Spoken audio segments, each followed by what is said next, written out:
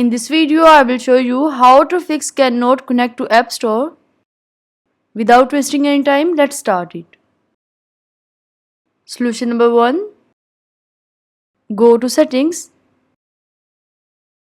Click on Wi-Fi. Turn off and turn on Wi-Fi. Make sure your iPhone is connected to internet. Solution number 2. Go to Settings. Scroll down and click on General.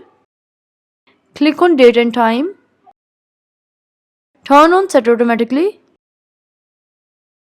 Solution number 3.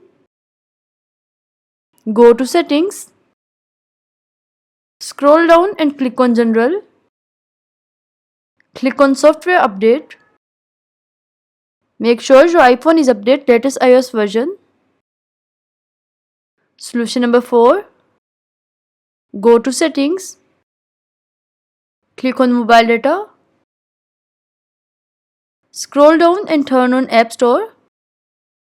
Go to App Store. I hope your problem is solved. Let me know in the comment. Thanks for watching.